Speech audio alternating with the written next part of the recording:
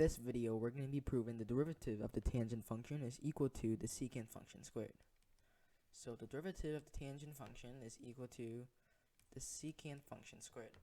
And as a review, we know that the definition for the derivative of any given function of x is equal to the limit as our change in x represented by h goes to 0 of f of x plus h minus f of x divided by h. With this derivative definition in mind, we can begin to prove the derivative for the tangent function, which is equal to, by definition, the limit as our change in x represented by h goes to 0 of tangent of theta plus our change in x minus our tangent of theta divided by h. And all I did here was substitute tangent of theta's function into for f of x.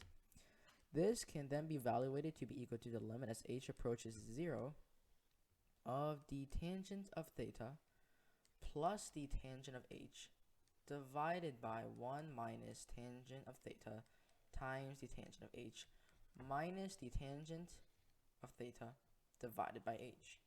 The reason why I can do this is because of a trig identity, which states that the tangent of the sum of two angles, alpha and theta, is equal to the tangent of theta plus the tangent of alpha divided by 1 minus the tangent of theta times the tangent of alpha.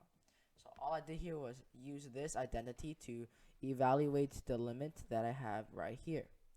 And with that limit in mind, we can further evaluate this limit by simplifying the numerator and denominator to get the limit as our change in x represented by h goes to 0 of h times parentheses 1 minus the tangent of theta times the tangent of h in the denominator, and if I get the cursor here, the tangent of theta plus the tangent of h minus tangent of theta plus tangent squared theta times the tangent of h.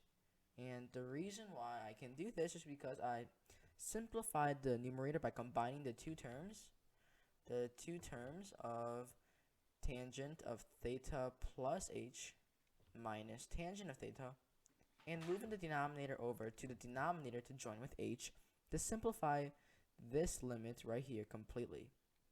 And by doing so, I can now break up this limit to be the product of two limits, to be equal to the limit as our change in h goes to 0. But before we break up this limit, let us first simplify the numerator. And to do so, we can first cancel out the tangent of theta term and the negative of tangent theta term. And what these two terms come out to is simply 0 because they cancel each other out. And we see here again, if I circle it in blue, that we have a tangent of h term right here and another tangent h term within tangent squared theta times the tangent of h.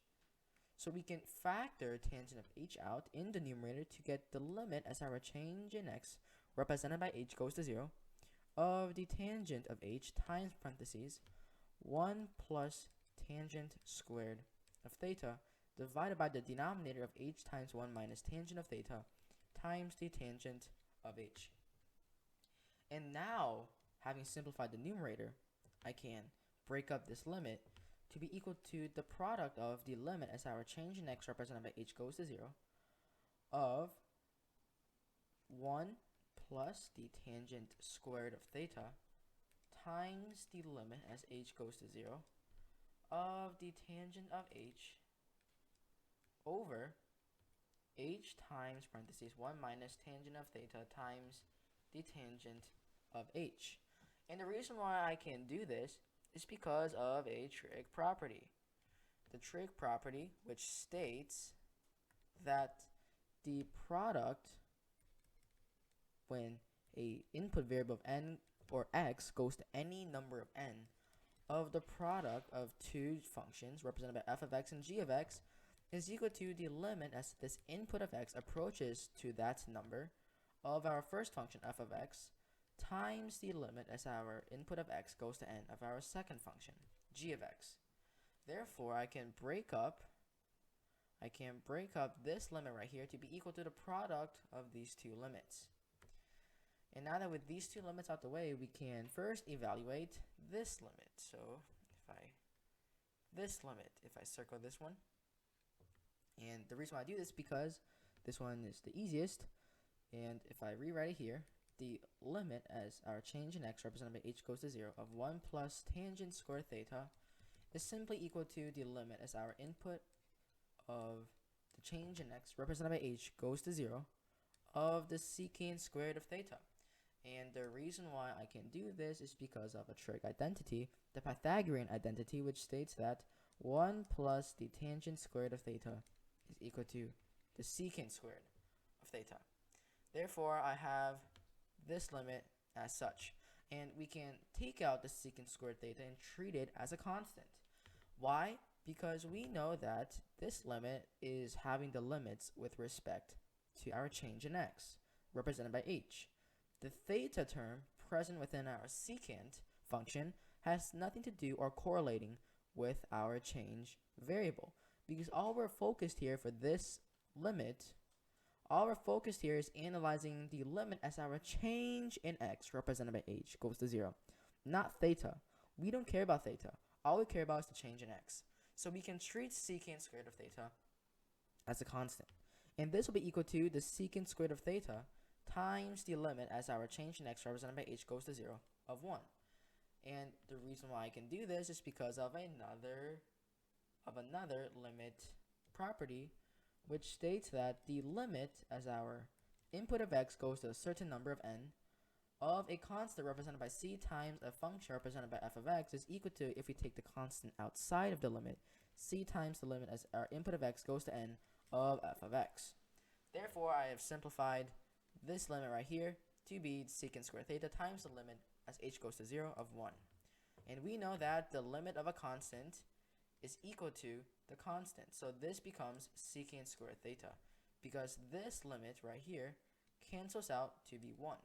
And the reason why we can do this is because of another limit property, which states that the limit as our input of x approaches any number of n of a constant represented by c is equal to that constant.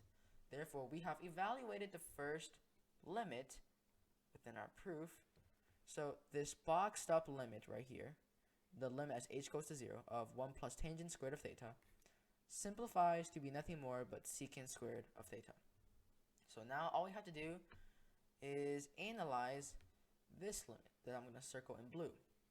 And to evaluate this limit, we must break the limit up once again.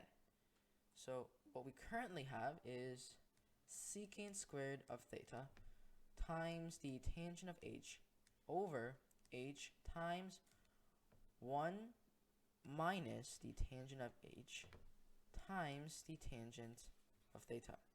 That's what we have right now. And we need to evaluate this in order to prove the derivative for tangent of theta. So we can evaluate the limit of this term, which is the limit as our change in x of 0 goes to, change in x represented by h goes to 0 of the tangent of h divided by h times the limit as our change in x represented by h goes to 0 of 1 over 1 minus the tangent of h times the tangent of theta. And the reason why I can do this is because of the trig identity of the product of two functions. And with this, we can simplify this limit. This limit turns out to be nothing more but 1. The reason for this is because of another limit property, which states that the limit as our input of x goes to 0 of the tangent of x divided by x is equal to 1. So this limit becomes 1. And all we have to do is evaluate this limit. And to evaluate this limit, we can simply apply h is equal to 0 into this fraction.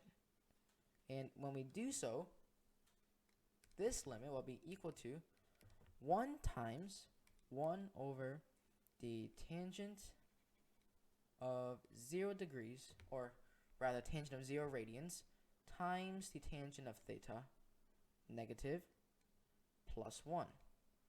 And tangent of 0, negative tangent of 0, will become 0. And 0 times tangent of h will completely factor out to be 0.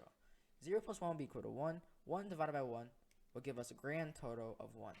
So we have simplified this limit, this entire thing, to be equal to the secant squared of theta times 1, which is equal to the secant squared of theta, which is equal to the derivative of the tangent function.